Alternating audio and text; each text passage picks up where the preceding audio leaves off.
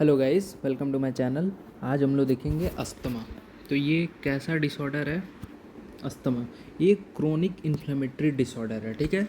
इसमें होता क्या है, मान लीजिए ये ब्लड वेजल्स है नॉर्मल, ये ब्रोंकियल डिसीज है। आपने पढ़ा होगा बेसिक्स में कि ये initial bronchiole, tertiary bronchiole, terminal bronchiole और वो पूरा एल्वेलॉय बनाएगा जहाँ से गैसियस एक्सचेंज होता है O2 एंड CO2 का, ठीक है।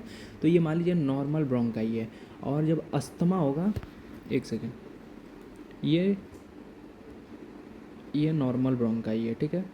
ब्रोंकाई जो जा रही है एल्वेलाई तक, ठीक है। कहाँ तक? एल्वेलाई तक।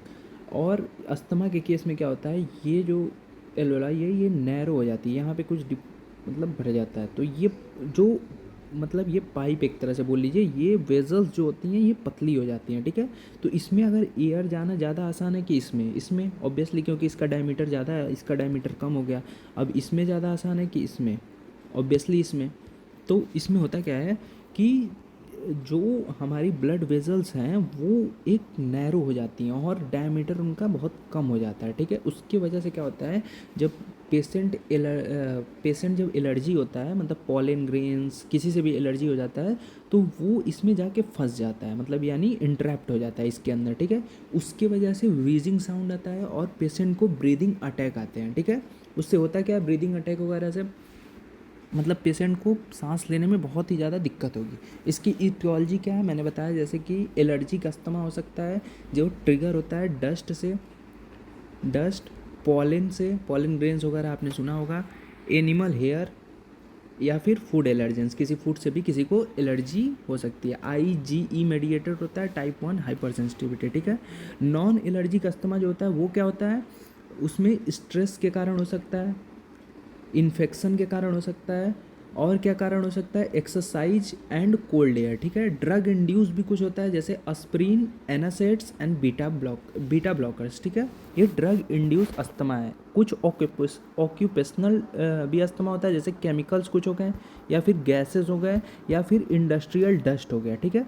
तो हमने पढ़ा 4 प्रकार के किस कॉजेस क्या क्या हैं। पहला होता है एलर्जिक, जो ट्रिगर होता है dust, pollen, animal and food allergens. Non allergic किससे होता है, stress infections, exercises, cold air, ठीक है। ड्रग इंड्यूस कौन कौन है, aspirin, antacids, beta blocker, occupational, chemical, gases, industrial, ठीक है। इसकी पैथोफिजियोलॉजी क्या है, ठीक है। पैथोफिजियोलॉजी अब हम लोग देखेंगे, ठीक है। इसको 3 पार्ट में डिवाइड करेंगे। कौन कौन? पहला ब्रोंको कॉन्स्ट्रिक्शन, ठीक है। इसमें क्या होता है, Airways muscle Titan, air narrows हो जाती है, मतलब पतली हो जाती है, और उसकी वजह से क्या होता है, वीजिंग साउंड आता है, ठीक है। ये इसका पहला पैथोजेनेसिस है, ब्रोंको कॉन्स्ट्रिक्शन। दूसरा क्या है, इन्फ्लामेशन। इसमें क्या होता है, जो मास्ट सेल हमारी होती है, इन्फ्लामेशन, इसमें क्या होता है, मास्ट सेल या फिर स्नोफिल वो रिलीज करती है हिस्टामीन, आपने सुना होगा, और उसकी वजह से स्वेलिंग हो जाती है, ठीक है। और तीसरा क्या है, म्यूकस हाइपर सिक्रीशन। उसमें क्या होता है, thick mucus plug block bronchi. एक थिक म्यूकस बन जाती है, वो किसको ब्लॉक करती है, ब्रोंकी, और ब्रोंकी को ब्लॉक करती है, जिसमें स्पूटम शो हो सकता है, ठीक है। क्लिनिकल फीचर में क्या क्या आ जाएंगे इसके, क्लिनिकल फीचर इसमें wheezing main symptom, wheezing sound, shortness of breath, cough, खांसी, चेस्ट टाइटनेस टाइप में, ठीक है। प्रोलॉन्ग एक्सपायरेशन, ठीक है। सीवियर अटैक आते हैं जिसमें मेडिकल इमरजेंसी जैसे साइलेंट चेस्ट साइनोसिस भी हो सकता है, या फिर सीवियर ब्रेथलेसनेस जो भी हो सकता है, ठीक है।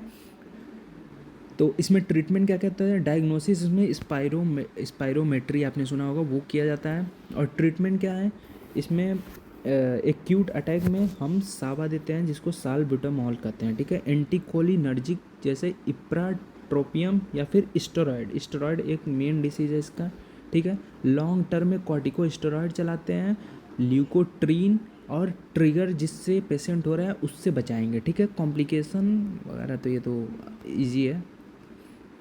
हाँ, इसकी मेन पैथोफिजियोलॉजी है, ठीक है। पैथोफिजियोलॉजी जो आपको मैं दिखा दे रहा हूँ यहाँ पे है, इसका पैथोफिजियोलॉजी, कहीं अस्थमा का होगा, पैथोफिजियोलॉजी, ठीक है। तो ये जो इसमें दिया है वो मैं ऐसे आपको इजी वे में एक्सप्लेन कर देता हूँ, ठीक है। पैथोफिजियोलॉजी। तो होता क्या है, मान लीजिए कोई एलर्जेंस आया जिससे ये डिसीज़ ट्रिगर हुआ, वो डस्ट हो सकता है, पॉलन ग्रेन हो सकता है, स्मोक, कोल्ड एयर, कुछ भी हो सकता है, ठीक है। उसकी वजह से क्या होगा, इम्यून सिस्टम स्टिमुलेट होगा, इम्यून सिस्टम स्टिमुलेट। उसके बाद से मेनली मास्ट सेल या फिर इस्नोफिल, ठीक है, या फिर T lymphocyte, mast cell, eosinophil या फिर टी लिम्फोसाइट, ठीक है। फिर टी लिम्फोसाइट क्या करेगा, interleukin 4, interleukin 5 and interleukin 13 release करेगा। उसके वजह से क्या क्या होगा, इंटरल्यूकिन 4 क्या करेगा, आईजीजी का प्रोडक्शन करेगा, आईजीई।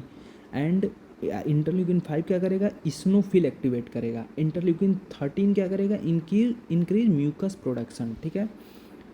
और इसमें दो प्रकार होते हैं, अर्ली फेज रिएक्शन एंड दूसरा क्या होगा, लेट फेज रिएक्शन। तो अर्ली फेज में क्या क्या होगा, happens within minute, mast cell release करेगा हिस्टामीन्स, ल्यूकोट्राइंस, प्रोस्टाग्लैंडिन, ठीक है, और ब्रेकिकार्डिनिन जो भी होता है, ठीक है। दिस कॉज ब्रोंको कॉन्ट्रिक्शन, जिसकी वजह से स्मूथ मसल कॉन्ट्रैक्ट होगा, ठीक है। स्मूथ मसल में कॉन्स्ट्रिक्शन देखा जाएगा, जैसे भी कॉन्स्ट्रिक्शन हो एयर नैरो होगा और वीजिंग साउंड प्रोड्यूस होगा, ठीक है।